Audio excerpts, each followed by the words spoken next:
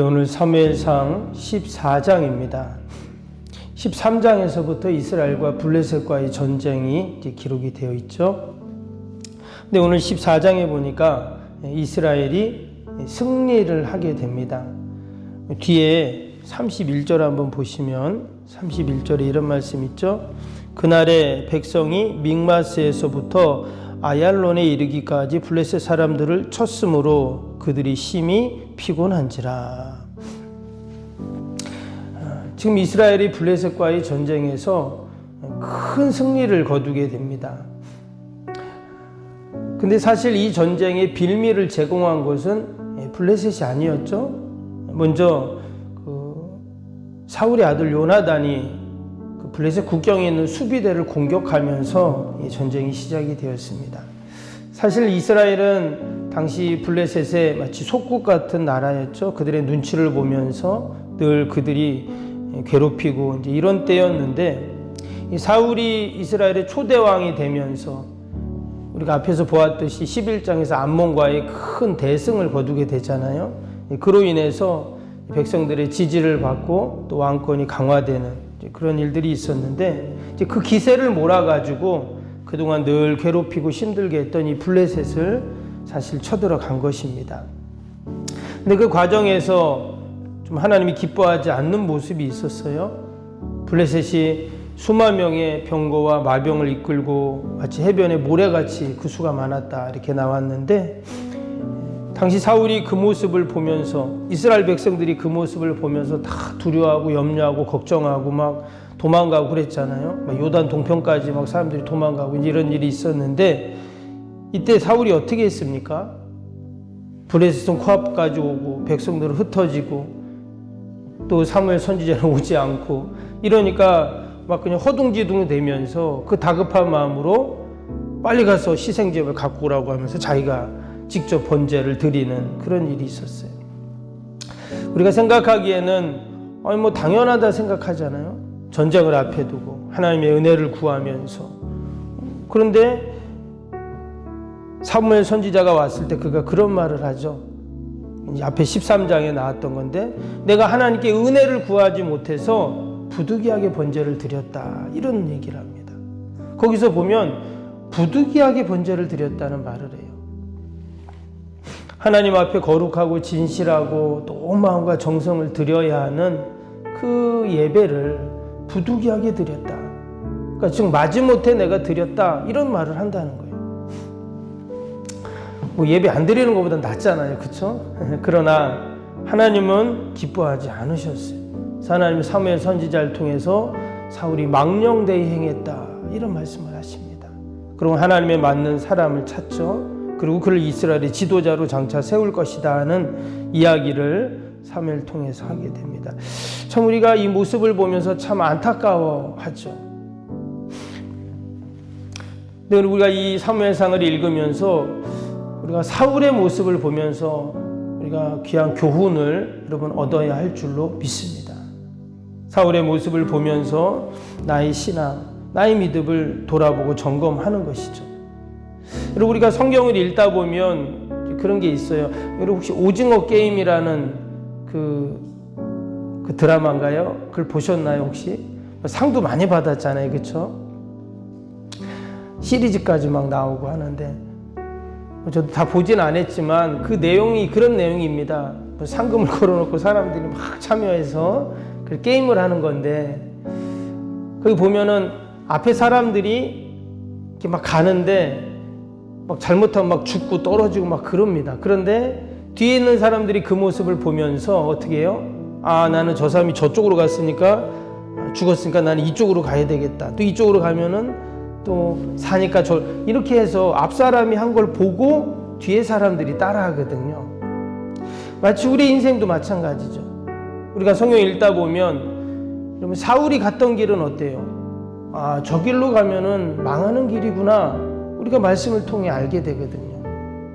반면에 이제 나중에 나오겠지만 다윗이 가는 길은 어때요? 예, 하나님이 마음에 합한, 하나님이 기뻐하시는 뜻을 따라가는 길이죠. 우리가 그 모습을 볼 때, 아, 나는 그 다윗의 길을 가야 되겠다. 우리가 거기서 교훈을 삼게 됩니다. 굳이 이 사울에 대한 이야기를 이렇게 길게 31장까지 나온다 했죠. 이렇게 길게 사울의 이야기를 하는 이유가 뭘까? 사울을 통해 귀한 교훈을 얻으라는 거예요.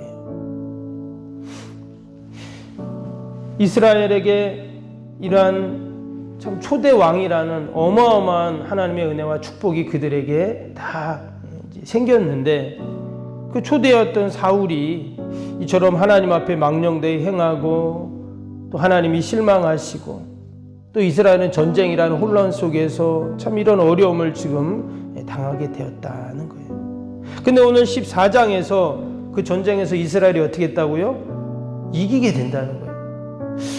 우리가 생각하기엔 당연히 망령되이 행하고 또 이스라엘 군대가 이끄는 그 사울이 이끄는 군대가 블레셋에 패하고 망할 것 같은데 아니에요. 정반대의 일이 일어났어요. 오늘 14장에서.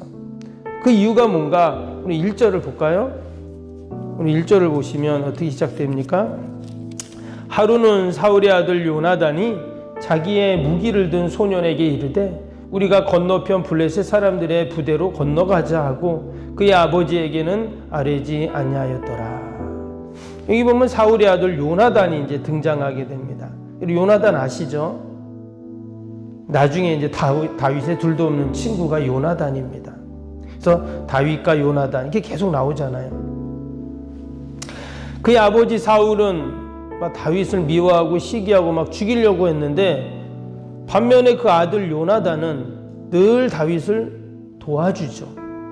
그 나중에 뒤에 보면은요, 요나단이 뭐라 그러냐면 다윗을 자기의 생명보다도 귀하게 여기는 그 모습이 이제 뒷부분에 나오게 됩니다.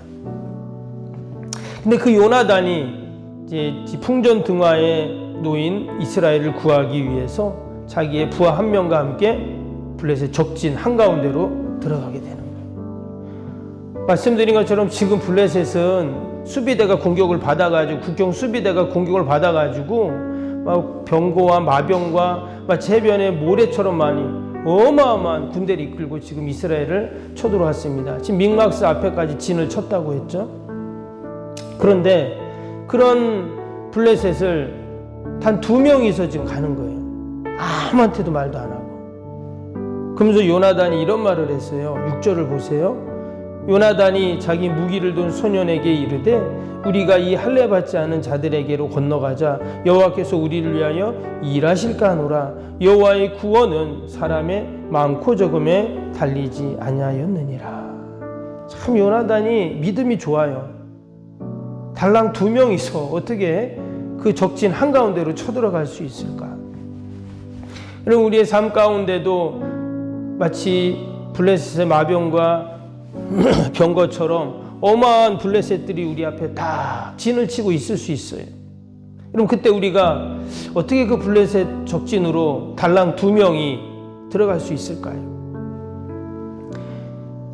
지금 이 요나단의 고백을 보면 하나님이 요나단의 팔을 들어주시겠구나, 이스라엘이 승리하겠구나를 알 수 있어요.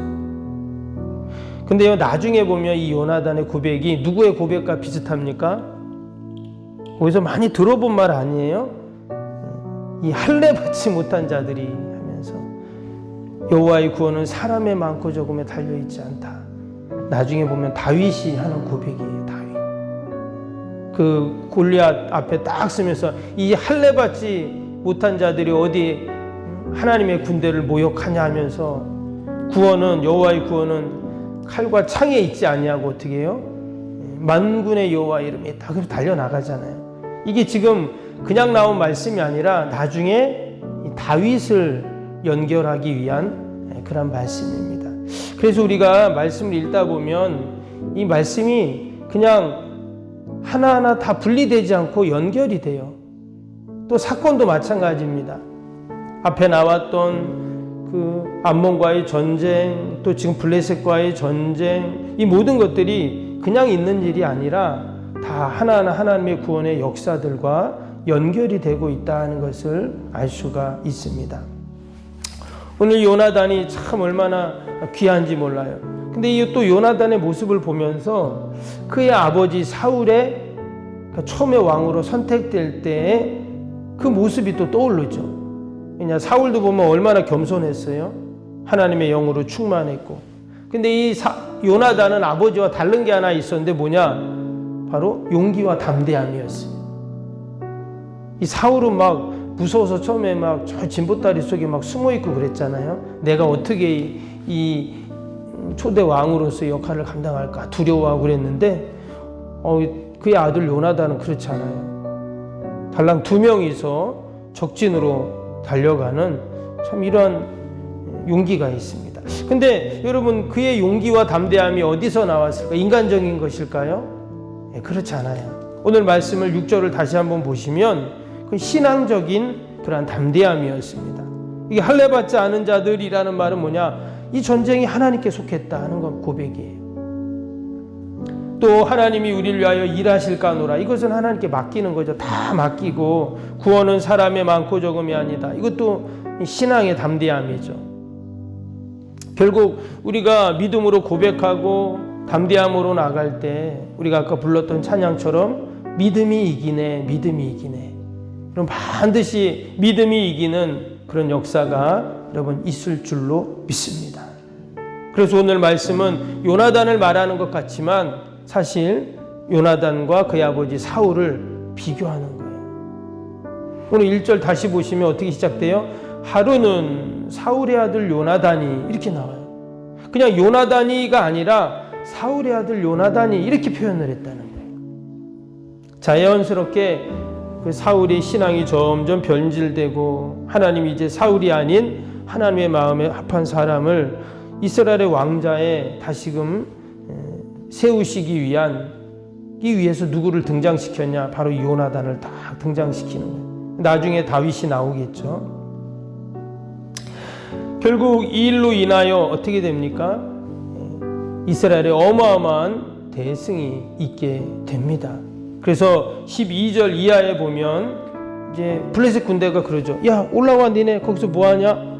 그러니까 확신을 갖는 거예요. 야, 하나님께서 저 블레셋을 우리에게 붙이는구나 하면서 이제 올라가게 됩니다. 근데 오늘 15절 한번 볼까요?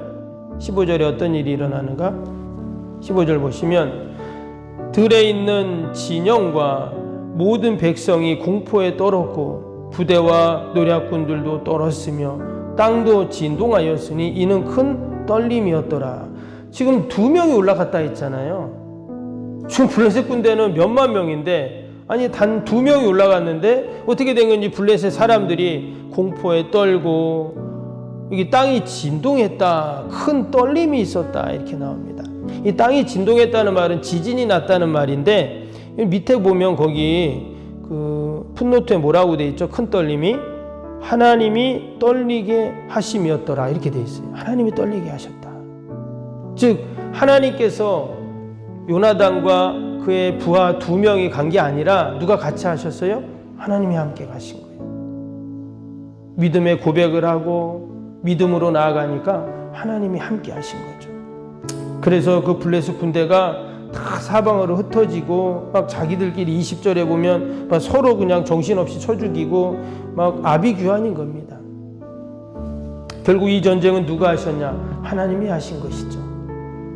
오늘도 우리 앞을 가로막는 어떤 블레셋에게도 우리가 주눅 들지 말고 요나단처럼 담대함으로 전쟁의 이 승패는 사람의 많고 적음이 아니라 여호와의 구원은 오직 하나님이 이루신다는 믿음을 갖고 오늘도 우리가 함께 승리하는 복된 하루가 되시기를 주님의 이름으로 축복합니다. 오늘도 우리 말씀 생각하면서 함께 수요일 기도 함께 기도하겠습니다. 신실한 그리스도의 제자를 끊임없이 재생산하는 생명의 공동체가 되게 하옵소서. 아멘. 주님의 마음으로 성도들을 섬길 수 있는 평신도 지도자들이 세워지게 하옵소서. 아멘. 세워진 평신도 지도자들이 자신의 은사를 따라 교회를 섬기게 하옵소서. 아멘. 부흥의 새 시대를 준비하며 다음 세대를 책임지는 교회가 되게 하옵소서. 아멘. 복음의 능력으로 통일한 국가 글로벌 시대를 감당할 다음 세대를 준비하게 하옵소서. 아멘. 다음 세대들이 성경적인 가치관으로 무장되어 열방을 품고 나아가게 하옵소서. 아멘. 우리 아이들이 지성과 감성과 영성을 겸비하여 새 시대 부흥의 주역이 되게 하옵소서. 아멘. 이웃들을 목자의 심정과 긍휼의 마음으로 품고 사랑으로 섬기게 하옵소서. 아멘. 교회가 지역사회 주민들의 소통의 장소로 아름답게 사용되게 하옵소서. 아멘. 늘 섬김의 자리에 있게 하시고 지역의 자랑이 되는 교회가 되게 하옵소서. 아멘. 저 교회와 협력하여 함께 부흥하고 포항성시와의 쓰임받게 하옵소서. 아멘. 온 성도들에게 구령의 열정이 불타게 하시고 영혼권에 힘쓰게 하옵소서. 아멘. 주님의 지상명령을 수행하며 주님의 소원을 이루어드리는 교회가 되게 하옵소서. 아멘. 세계복음을 위해 더 많은 선교사와 선교지를 품고 섬기게 하옵소서. 아멘. 세성적 건축의 열방의 구원을 위해 거룩한 선교센터가 되게 하옵소서. 아멘. 예수님의 이름으로 기도합니다. 아멘. 사랑과 은혜가 충만하신 하나님 아버지, 요나단이 하나님 앞에 믿음으로 고백하며 하나님 의지하며 적진을 향해 나아갔을 때 놀라운 하나님의 구원의 역사가 있었는 줄로 믿습니다. 요나단과 그의 부하 한 명만이 간 것이 아니라 하나님도 함께 그 적진에 가셔서 하나님의 놀라운 구원의 역사로 이루시는 이 일들을 보면서 오늘도 우리 인생의 앞길을 가로막는 어떤 블레셋 앞에서도 우리가 두려워하지 않게 하시고 하나님이 나와 함께 하심을 늘 기억하며 승리하는 저희들이 되게 하여 주옵소서. 오늘도 약속의 말씀 붙잡고 기도합니다. 하나님, 기도하는 모든 제목들마다 하나님 들으시고 선하게 인도하여 주옵소서. 약속의 말씀 붙잡고 나아갈 때 오늘도 승리하는 은혜를 허락하여 주옵소서. 하나님, 이제 얼마 남지 않은 대통령 선거 가운데 하나님 함께 하시고 많은 후보들이 나와 아버지 나름대로의 정책을 이야기합니다. 하나님, 이 힘들고 어려운 때 하나님께서 하나님이 예비한 귀한 지도자를 세워주시고 이 어려움들을 다 헤쳐나갈 수 있도록 은혜를 베풀어 주시옵소서. 우리 성도들에게도 유권자들에게도 지혜를 주셔서 잘 선택할 수 있도록 복을 더하여 주옵소서. 오늘도 주님의 교회와 또 우리의 가정, 일터, 자녀들 다 돌보시고 어둠 영들이 일절 틈타지 않도록 늘 천군천사 진치시고 안위하여 주옵소서. 감사하며 예수님의 이름으로 기도하옵나이다. 아멘. 하늘에 계신 우리 아버지, 아버지의 이름을 거룩하게 하시며 아버지의 나라가 오게 하시며 아버지의 뜻이 하늘에서와 같이 땅에서도 이루어지게 하소서. 오늘 우리에게 일용할 양식을 주시고 우리가 우리에게 잘못한 사람을 용서하여 준 것 같이 우리 죄를 용서하여 주시고 우리를 시험에 빠지지 않게 하시고 악에서 구하소서. 나라와 권능과 영광이 영원히 아버지의 것입니다. 아멘.